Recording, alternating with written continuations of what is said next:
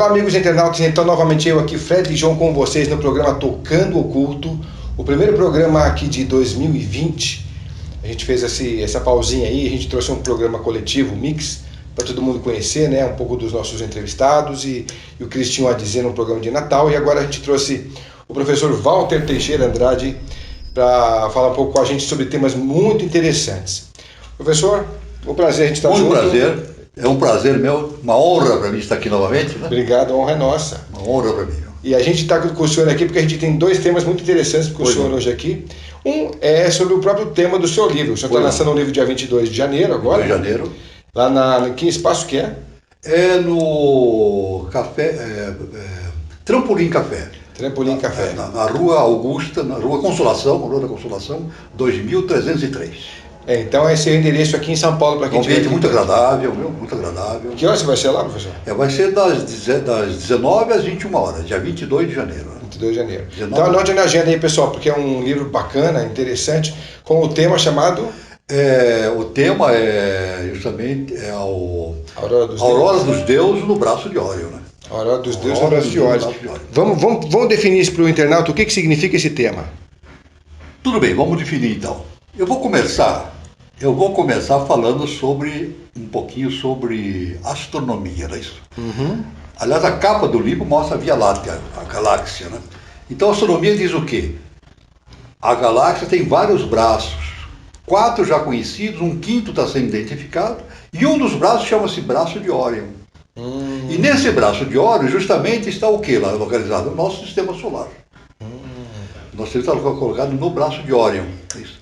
E pelo conhecimento esotérico, o braço de Órion está ligado com a constelação de Órion, que é o primeiro trono, né? O pai celestial, né? Ou Brahma, dos hindus, né? Então nessa região nós estamos nos desenvolvendo espiritualmente na Terra, justamente aonde? No braço de Órion. Agora, por que os deuses? Porque isso tem um significado esotérico muito grande, né? Aqueles que já leram o Evangelho, né? Vai ver num determinado ponto, Jesus falou assim, vós sois deuses. E ele não inventou, ele repetiu algo que já estava nas Escrituras. Então, o sentido teosófico e transcendental é o seguinte, nós somos deuses, mas nos esquecemos da nossa origem. Viemos da divindade, né? Descemos para o mundo físico mais denso, mas nos esquecemos da nossa divindade. Então, o processo todo de evolução é relembrar a nossa divindade. Fazer com que o Deus que está dentro de nós renasça. É legal. Deixa só o cara passar, que depois eu vou editar isso aí, porque não dá para falar assim. Não dá. É isso aí. Vai fazer propaganda do cara, né? Continuando. Então, esse é o sentido, né? Nós pensamos que somos humanos simplesmente, mas não somos, nós temos a centelha de divindade em nós. Esquecidos, né? O processo todo da evolução é justamente trazer esse Deus para fora, a aurora dos deuses. Interessante que o Wagner fala do crepúsculo dos deuses, né? Ele fala do crepúsculo dos deuses. Os deuses lutam entre si e o mundo termina. Aqui não. A aurora dos deuses, não. Os deuses renascem e nasce uma nova civilização. Essa nova civilização a gente chama de a sub-raça, que a gente estuda na teosofia. Nós temos aqui a raça ariana que está se desenvolvendo, a quinta raça-mãe, não é isso? E essa raça, quinta raça-mãe, que tem a responsabilidade de fundar uma nova civilização, a quinta raça. E nós, quinta raça-mãe. Lá na frente, né? Nós. Legal, porque a gente está vendo que a civilização está caminhando para um lado meio esquisito, né?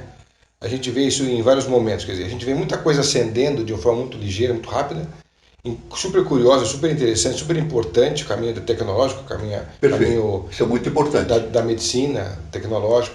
O que está ainda falho, e está bem falho, é a questão mental do sujeito, né? Mental, da sociedade. exatamente. Então a gente tem notado que estão acontecendo algumas aberrações, como se fossem um agregado de seres bestiais convivendo conosco, fazendo grandes atrocidades aqui no planeta, né? Exatamente. E a gente está vendo até as próprias potências em confronto, temendo até uma terceira guerra mundial, que isso pode ocasionar o final da espécie e não teríamos uma quinta raça como a teosofia mesmo prega, né? Então, o que o senhor vem trazendo nesse livro? Tem alguma coisa a ver nesse contexto? Não? Bom, esse livro justamente ataca e mostra esse sentido, né, do desenvolvimento da divindade do despertamento da nossa divindade interna, e isso realiza a fundação e a realização de uma nova civilização. Mas isso não é tão simples assim que acontece, né? Porque existe hoje, como você mesmo falou, um choque muito grande. Esse choque não é registrado pela ciência acadêmica nem pela história. É um choque entre as forças antievolutivas e as forças evolutivas. Na verdade, é um choque. E é claro que cada um veste a camisa que lhe convém. Mas, no fundo, são forças evolutivas e antievolutivas. Sim, é o jogo polar da evolução. O jogo da polaridade, a polaridade. Se não tiver polaridade, a gente não consegue caminhar para frente, né? Interessante. O que mais do que o senhor trouxe de interessante dentro do contexto, abrangendo dentro dessa civilização, o senhor coloca alguma coisa, alguma coisa futurista, alguma coisa tecnológica? O que o livro aborda nesse sentido mais futurista? Não, veja bem, a chave da nova civilização chama-se transformação interna. O ser humano tem que entender a si mesmo. Lá, se nós formos no tempo de Apolo da antiguidade, né? Lá está escrito, né? Homem, conhece a ti mesmo e conhecerás os deuses do universo. E essa foi a linha de pensamento de Sócrates. Né? Então, na verdade é o seguinte, o homem, o ser humano precisa conhecer a si mesmo. Quando ele conhecer a si mesmo, é autoconhecimento, ele vai transformar tudo. Ele vai entender o mecanismo das coisas, inclusive escapar da polaridade. Né? E também a gente pode dizer que ele pode sair da roda de Sansara, não? Claro, vai sair da roda de Sansara. Porque é um eterno retorno, isso é um inferno. Exatamente, porque é um eterno retorno. No momento que ele vai se transformando, ele vai o quê? Anulando o seu karma. Então a roda de Sansara vai deixando de existir. Ele vai reduzindo isso. Né? É porque isso não tem fim, né? Não tem fim. Enquanto ele não vai entender a si mesmo. Né? No momento que o indivíduo entende a si mesmo, isso faz parte do jogo evolutivo, né? Do entendimento budista, né? Siddhartha Gautama, né? Então, o que Siddhartha Gautama fala? Ele diz assim, qual é a origem do sofrimento humano? Ele diz, a ignorância. A ignorância. Então ele diz, qual é a solução para terminar o sofrimento humano? É a obtenção da sabedoria. Pronto. Então, mas hoje a gente está vivendo é até legal o senhor ter tocado nesse assunto, porque a gente está vivendo hoje um momento muito difícil, que é o momento das fake news em evidência. Exatamente. Sempre existiu fake news, desde que o homem é vivo, né? Sempre existiu. Ele criou o seu fake aí, a sua história. Só deram um nome moderno. Só deram nome. Tem aquela história que fala, quem conta um conto, aumenta um ponto. Exatamente. Isso sempre existiu e sempre existirá, não acho que vai mudar. Agora a questão é essa, né? O que dentro da sabedoria a gente pode classificar como realmente entendimento? Porque a gente está falando sobre histórias, notícias, conteúdos, as pessoas que você já deve ter visto também, estão duvidando da própria ciência que a gente há muitos anos e séculos vem acompanhando, como ter colocado os pingos nos is. Até hoje se discute agora se é que existe mesmo. A Terra é realmente redonda, é plana, né? E outras coisas mais que eles discutem, né? Então, quer dizer, a ciência está se pondo em jogo agora, né? Diante de algum grupo de pessoas. Né? Exatamente. Então, assim, aonde a gente vai buscar? Ainda existem colégios iniciáticos com competência para a gente conseguir buscar neles a sabedoria? Existe sim. Existe. Agora, veja bem, existem escolas que seguem a tradição correta. Existem escolas que seguem uma tradição degenerada. Isso é importante. Então, o indivíduo, o ser que está tentando buscar o caminho, ele tem que saber escolher. Qual o caminho que ele vai escolher de maneira correta. Então, mas o problema é que ele não sabe. Mas ele vai escolher por si mesmo. E não vale ninguém dizer para ele qual é o caminho. Ele tem que achar por si mesmo. E qual que é o que o senhor acha que é a melhor dica para ele? A melhor dica é o ensinamento de Jesus. Olha, ensinamento de Jesus. Conhecereis a árvore pelos seus frutos. Quer dizer, a pessoa você vai conhecer mais, as árvores pelos seus frutos. A pessoa investiga mais o colégio iniciático que ele vai entrar, para ver se condiz com o que ele pensa. É isso que você está querendo dizer? Exatamente. Por exemplo, eu vou dar um exemplo. Se eu for numa escola iniciática e tiver um instrutor que me diga assim, eu sou um iniciado, eu sou um sábio, eu caio fora. Eu não quero saber. Sim, porque ele não é. Sabe por quê? Porque quem é sábio não diz. Quem é sábio não diz. Aliás, retornando a Sócrates, né? Tudo que sei é que nada sei. Quem diz que sabe tudo não sabe nada. Essa é a grande base. A base de Sócrates foi essa, né? O grande ensinamento de Sócrates. Então esse é o princípio do estágio evolutivo que nós estamos vivendo. Tirar essas maias, tirar esses véus que encobrem, inclusive a nossa opinião, né? A nossa opinião, pois é. A nossa opinião é levada a repetir pensamentos alheios, pensamentos que não partem de nós mesmos, né? Aí vem a história do livre pensador, né? Então, livre pensador. O que é ser livre pensador? É uma coisa muito importante para a nova civilização. Não é isso? A gente vê nos livros de teoria acadêmicos que o livre pensador é aquele que não segue pensamentos alheios. Mas não é só isso. Veja bem, o livre pensador não é aquele que é somente livre dos pensamentos alheios. Ele é livre dos seus próprios pensamentos. Isso é mais difícil até. É o mais difícil. Então ele tem uma luta de superar as suas próprias limitações. E não é fácil. Até porque essa coisa de livres pensadores, hoje em dia, se tornou uma coisa meio banal dentro das redes sociais. Banal. As redes sociais, acho que qualquer um é capaz de emitir uma opinião que tenha peso. No final, a gente vê um monte de imbecil falando um monte de coisa que Exatamente, isso acontece. Então, no mundo inteiro. Né? Então se distorcer também esse conceito de livre pensador hoje. O livre pensador, fundamentalmente, o mais importante é ele ser livre de si mesmo. Ou seja, ele consegue se libertar, renegar um pensamento antigo dele, e dizer, não, eu atingi um novo entendimento, etc. Reformular o seu modo de pensar, porque a evolução não é estática, né? Não é assim, já sei tudo. Não, eu estou em processo evolutivo. Eu tenho que reformular o meu entendimento, os meus conceitos, isso faz parte do livre pensador. A autossuperação exige muita análise pessoal. Exato, perfeito. Sem preconceito. Né? Sem preconceito nenhum. Agora, por que a gente... Porque o senhor escolheu a Aurora dos Deuses? Por que o título? Justamente porque dá esta visão do renascimento da nossa consciência, né? Que já está... Que é nesse momento dos bimânicos... Isto aí valoriza a nossa essência, a nossa natureza interna, né? Na verdade, nós somos deuses. Somos deuses. E as pessoas não têm consciência disso. O senhor conta no livro um pouco dessa coisa das raças vindo? Conto, eu falo sobre as duas raças. A primeira raça, a raça hiperbórica, a raça adâmica, né? Depois sobre a raça lemuriana e a raça atlântica, contando todo esse processo, né? de desaparecimento das raças, né? Que é também uma coisa muito importante a ser abordado, né? no mundo atual. Né? Nós devemos pensar da seguinte forma: na verdade, a raça lemuriana e atlântica sumiram fisicamente, mas em termos de consciência não, estão circulando por aí. São essas que são as brigas diárias nossas com eles? Exatamente. São consciências atrasadas. Não tem ligação com o aspecto biológico. Né? Pois a raça lemuriana tinha cor escura. A raça atlântica tinha cor amarela. Mas hoje não tem nenhuma ligação com isso. A definição, aliás, a ciência não conseguiu ainda uma definição que dentro da biologia se tem, né? Raça é estado de consciência. Raça não é o aspecto físico, o aspecto biológico, não é o genoma do indivíduo, não, é a consciência do indivíduo. Interessante esse conceito, né? Estado de consciência. Estado de consciência. Então é claro que, à medida que a consciência humana vai evoluindo, vão surgir novas raças. Então a nossa quinta raça não é a última. Vai surgir uma sexta raça-mãe, uma sétima, aí termina o ciclo, né? Tem depois um outro momento também que vai existir o soro paranixipânico, não tem? Quando acabar todas as raças, porque é um oitavo momento que é o momento de descanso, não é? Existe um momento de descanso. Isso vai acontecer. Tudo isso, né? Então, aliás, o planeta Terra ele vai passar por uma fase de limpeza. A pessoa diz assim, poxa, mas o planeta Terra está muito difícil as coisas, é impossível a gente pensar numa nova raça com tudo isso que a gente vê na frente, né?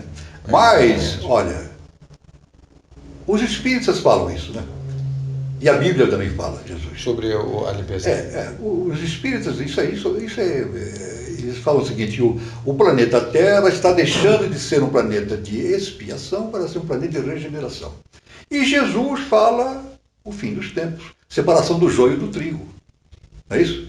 Então vai haver, nós estamos no momento exato da separação do joio do trigo. 2/3 da humanidade está ligado com o processo atávico anterior.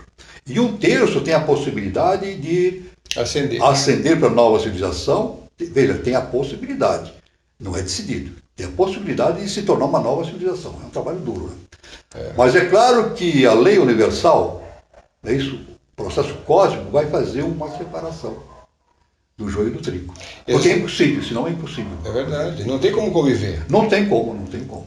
A gente percebe o nível de violência que está aí, o nível de consciência que está aí. Aliás, várias distorção. correntes falam sobre a migração de consciências para outros órgãos evolutivos, não é isso? Então, o que vai acontecer na Terra é o seguinte: aqueles que não estiverem em condições da nova civilização, eles não. Agora estou falando de reencarnação, né? Eu sigo uma linha reencarnacionista. Então, aqueles que não estiverem de acordo com a nova civilização, eles não reencarnam mais na Terra, vão reencarnar em globos obscuros. Então vai haver uma depuração da Terra. Eles reencarnam em globos obscuros, mas não vão perder a sua evolução, vão continuar evoluindo lá. Só Apenas o local de experiência que muda. É a mesma coisa de uma sala de aula, né? Você tem, numa sala de aula, você tem alunos excelentes, nível A, alunos médios, nível B, e alunos ruins, nível C. Sim. O C vai repetir, tem que repetir de ano. Mas ele continua seu curso. Tem os terríveis, os alunos terríveis, que também. Já são repetentes há vários tempos, que estão lá também. Continua, né? Então, e é esse processo que vai ser diferenciado, né? Vai ser diferenciado, vai ser uma depuração, né? Mas para o bem de todos, para o bem da lei. Uma coisa é certa, a lei universal é justa e perfeita. O senhor coloca isso também no livro? Coloco no livro, está perfeito. Tudo tá. E aí o senhor diz o que a respeito dessa... Não vamos tirar toda a ideia do livro que é central do livro. Essa é uma ideia universal, né? Mas o que o senhor projeta dentro da capacidade de entendimento do leitor com respeito ao que seria a nova civilização? A nova civilização seria principalmente liberta de ideologias. Liberta de ideologias. E hoje está todo mundo muito amarrado nela. O que vai nortear a nova civilização? Ideias. No campo político, por exemplo. No campo político, a nova civilização, a renovação política é a seguinte: não votar mais em pessoas, votar em ideias.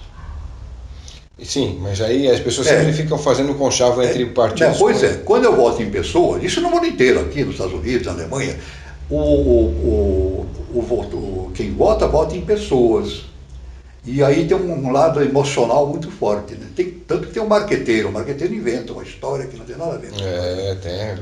Verdade. Então, no futuro, na nova legislação, novo processo político vai ser o seguinte: o ser humano vai votar em ideias e vai lutar por essas ideias. Então isso é muito importante, não em pessoas, na personalidade. Quer dizer, isso aí significa uma ruptura com esse mundo das ideologias e o surgimento do mundo das ideias. Isso não é novo. Dentro da nossa cultura ocidental, nós temos Platão falando sobre isso, Aristóteles. O senhor coloca as inteligências artificiais nessa questão aí? Inteligência artificial vai ajudar, ela ajuda. Faz parte. Elas seriam até interessantes no processo político. É interessante. Né? Interessante, mas nada substitui a inteligência. Mas a inteligência, criando inteligência, é interessante também. É interessante, claro, faz parte do desenvolvimento, né? Porque se você coloca a inteligência artificial atuando na política, por exemplo, elas não teriam, a não ser que sejam programadas para tal, mas elas não teriam o mecanismo de corrupção que tem na política com pessoas físicas. A questão que a máquina é programada, né? Então. E ela pode fazer aquilo que o programador determina. Então eu, por exemplo, não confio na máquina, porque quem programa é um ser humano. Não é verdade? Agora eu confio sim na capacidade do ser humano de escolher seus caminhos, isso é verdade.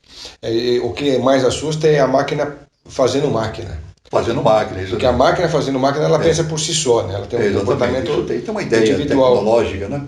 Existe uma ideia circulando, né? Existe. Inclusive o domínio das máquinas futuramente no mundo, mas isso não vai acontecer. Isso aí. O senhor acha que está longe? Não, isso não vai acontecer. A questão dos filmes aí, o senhor acha que é muito futurista? Isso não acontece. Aliás, eu acho também, no meu ponto de vista, essa visão que a ciência tem de um futuro tecnológico avassalador, nós não vemos essas fotos, né, de vias expressas, aéreas e carros voadores, né? Já estão até pensando em fazer carros voadores. Já tem, né? Carros voadores e tudo, né? Isso aí é uma ficção. Na verdade, olha, analisando, não é a minha opinião, analisando o processo da iniciação, o processo social da Terra vai ser simplificado. Vai ser simplificado. Fred, veja bem, no dia que o homem desenvolver a telepatia plenamente, vai precisar de computador, de internet, disso aí. Talvez sirva só para você colocar dados, né? Dados, mas a comunicação vai se tornar irrisório isso, vai perdendo o efeito, né? Porque hoje o processo de comunicação é fantástico, né? É inegável. Mas a mente humana ela vai evoluir num estado tal que o processo vai se tornar extraordinário. Já é revolucionário a gente pensar em computadores quânticos, que já tem hoje. Claro, claro. Hoje eles fazem inclusive, veja bem, no meu ponto de vista, quando a gente fala em ET, é possível existirem civilizações extraterrestres viajando, não com a velocidade da luz, instantaneamente. Mais rápido que a luz ainda, o senhor acha? Claro, mas a luz é uma ficção. A velocidade da luz é uma ficção. Hoje a física quântica já determina que existem pontos no universo que podem se comunicar instantaneamente e mais rápido que a luz. Muito mais. Instantâneo. A verdade, olha, pela física quântica e pelo conhecimento iniciático, uma coisa, Fred, a física quântica está refletindo o conhecimento iniciático. Tá. Os físicos, você vai nas palestras dos físicos, é comum o físico dizer o seguinte, olha, a física quântica é uma loucura, porque nós não conseguimos entender, estamos tentando entender, né? E tanto que hoje fala de multiversos, não universo, multiversos, né? Bolhas, e o universo se tornou uma coisa infinitamente maior do que aquilo que a ciência newtoniana acreditava ser, não é assim, né? Então houve uma expansão muito grande no conhecimento, né? É verdade. Então a física quântica ela está caminhando, está abrindo esse processo de entendimento, né? Para o futuro, né? Bom, então para o senhor fechar a ideia do seu livro pessoal, o senhor quer dizer mais alguma coisa a respeito dele? Não, eu estou dizendo que esse livro é um livro que eu escrevi através de muitos anos, né? Aliás, como disse Fred, esse livro representa o meu início da carreira editorial, porque eu nunca me pus a escrever livros, né? Sempre escrevi artigos, palestras, mas nunca livros. Agora vou me dedicar a essa função. Essa nova área. E adquiri o compromisso comigo mesmo de escrever um livro por ano, né? E já estou escrevendo o segundo livro. Olha que legal. Vai ser menor, porque esse livro foi muito grande, 600 páginas. Né? Bastante, né? Eu já te falei. Aliás, quando eu apresentei para a editora, o livro tinha 800 páginas. Já falou, pois é, bastante. Eu tive que tirar 5 capítulos, mas esses 5 capítulos não alteraram o cerne, né, do livro que eu estou publicando, mas vai ser motivo para uma nova publicação esse ano. Né? O pessoal que pergunta, quem é o professor Walter Teixeira? O que o senhor pode responder para eles? Eu sou um pesquisador da ciência divina, um homem que encontrou um caminho, né? E não foi por acaso, né? Porque o acaso não existe. O acaso não existe. Eu fui direcionado para esse caminho, né? Procuro entender a mim mesmo, procuro entender o universo. Isso. Liberto de dogmas, liberto de preconceitos. O senhor tem uma afinidade maior com a teosofia. Com a teosofia, e principalmente a eubiose. Mas veja bem, todo caminho é válido. Todo caminho é válido. Ou seja, como os jovens dizem, cada um na sua praia, né? Os jovens dizem, cada um na sua praia. Então cada um está no seu nível, no seu estágio evolutivo. Não existe alto e baixo no universo, existe apenas um trabalho coletivo no sentido de apressamento da nossa evolução. Né? Tá, então o que o senhor mais pode falar a respeito do livro, que o pessoal está interessado e fala, bom, já que ele falou sobre raça-mãe, evoluções das raças ao longo do tempo, o momento presente e momento futuro. O senhor já fez um desfecho realmente surpreendente para esse livro, para o pessoal? Inclusive na divulgação do livro eu falo, esse livro tem uma meta principal, o jovem. Aquele jovem que está tentando descobrir um caminho do entendimento, não é isso? Da iniciação. Então ali, eu não estou dizendo que o livro vai mostrar, mas ele vai ter elementos de raciocínio, elementos de análise, de autoanálise, né? Vai ter todos os elementos para depois desenvolver o seu trabalho, que é dele, né? E aí o senhor diz também sobre a nova geração, as crianças índico, o senhor fala, é esse o termo que o senhor usa, não? Não, eu não uso esse termo. Apenas digo no livro, isso é dito no livro, que essa ideia de que a genética provém do mundo físico, que nem diz o positivismo, né? Que o gene nasce dos entrechoques, né? Orgânicos, etc. Isso não é verdade. pela minha visão. Na verdade, a genética ela é projetada do universo superior. Ela é projetada, ela desce, ela é doada, né? Então, a verdade é o seguinte, Fred, nós não criamos nada, está tudo criado no universo. Por quê? Pela mente cósmica. A gente só pega pela antena que temos? Pela antena. Então, nós, por exemplo, eu escrevi um livro. Eu falo isso, né? Eu escrevi um livro, eu não escrevi o livro. Eu fui apenas um veículo.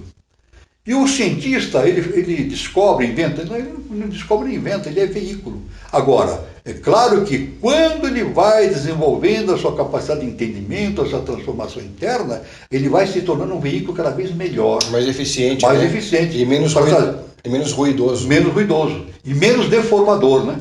Porque o indivíduo pode pegar uma ideia cósmica e deformar aquilo. Pode. Através dos seus preconceitos, né? Através dos seus dogmas, ele deforma isso. Até porque acho que o senhor deve lembrar bem disso aí, que na época que se criou o carro, o Henry Ford, ele teve a ideia, mas outros tiveram a ideia exatamente no mesmo momento. Exatamente, isso é comum, olha, João, você falou, Fred, você falou uma coisa muito importante. É muito comum nas descobertas científicas a mesma descoberta ocorrer em diversos lugares ao mesmo tempo. O rádio foi assim. Foi o Marconi, não. Aliás, existe até um movimento defendendo que o rádio foi inventado aqui na Avenida Paulista, por um padre, né? É, um padre. Cara, mas é verdade o senhor? Não, isso, ele fez uma transmissão da Avenida Paulista para Santana. E estava presente autoridades, etc. Né? Então existe até uma corrente mundial no Brasil tentando reverter a invenção do Marconi agora eu esqueci, depois eu esqueci o nome. Não tem problema, imagina. O nosso grande inventor, né? Mas isso vai acontecer, ele realmente fez. Mas não é porque é Marconi ou ele ou outro, não, porque a ideia vem e atinge várias consciências. Então, várias consciências começam a reproduzir aquela ideia cósmica, né? E aí que está a ideia da gente poder estar mais perto da gente mesmo, né? Porque quanto mais perto, quanto mais consciente, melhor. Exatamente. Esse reflexo, né? Talvez você veja, você lê o Evangelho, né? Jesus, ele fala, eu não faço por mim mesmo, é o Pai que faz por meu intermédio. Ele é claro. Ele diz assim, não sou eu quem cura, não sou eu, não. Ele fala assim, não, é o Pai que faz por mim. E todos os grandes mestres falam isso, não sou eu que faço, eu sou um veículo. Pois é, todo mundo realmente... O verdadeiro mestre, né? Um mestre. Por isso que eu disse no início, né? Se eu chegar para o indivíduo e ele falar, eu sou um mestre, eu sei tudo, então eu saio fora. Já era, né? Já era. Eu sei que ele não é mestre. Isso é muito importante. Escolha da linha que a gente vai seguir, né? É verdade. O entendimento, viu, Fred, existem duas coisas muito importantes no processo da transmissão do conhecimento superior. É ser fiel à lei universal e ser humildade. Isso, no momento que o indivíduo não segue a lei, aquilo que determina, que eu chamo de filosofia transcendental cósmica, e ele não segue o processo da humildade, sabendo que ele não faz as coisas, mas ele é veículo, então ele realmente começa a trilhar por caminhos não adequados, né? Por aí. Bom, se o senhor quiser finalizar ou tiver mais alguma coisa com relação ao livro, pode falar. Bom, eu só agradeço aqui o convite do nosso grande amigo Fred, né? E convido todos para o lançamento do livro, né? Isso, vamos deixar claro de novo que vai ser dia 22 agora. 22 de janeiro, né? O espaço. O espaço, a gente chama de café, Trampolim Café. Café, pessoal. Aliás, veja bem, trampolim, né? Vai ser um trampolim para nós. Já é. Aliás, esse café é muito famoso em São Paulo porque ele é muito grande, bonito, e serve para lançamento de livros e reuniões de empresas. Eles fazem executivos, fazem campanhas, fazem reuniões entre eles. Então está se tornando muito comum reunião em cafés. Assim. É um ambiente descontraído, conversa. É lugar gostoso mesmo, né? E fica na Paulista, é isso? Não, fica na Rua da Consolação. Na Rua da 2303. Pertinho do metrô Paulista. A linha amarela, pertinho, em frente, pertinho. Então é fácil chegar lá, pessoal. É facinho. Tá a dica aí. Bom, professor, então, olha, só posso agradecer o senhor por mais esse momento. É uma honra para mim, muito obrigado. Imagina, e a gente vai voltar com o tema grande também. Fred. Obrigado, grande é o senhor. E lá em cima, né? E lá em cima. Ou lá embaixo, né? Também. A gente vai voltar com o senhor com outro tema muito interessante. Perfeito. A gente vai voltar no próximo programa, pessoal, com ele, falando sobre os grandes navegadores. As né? grandes navegações, Cavaleiros Templários.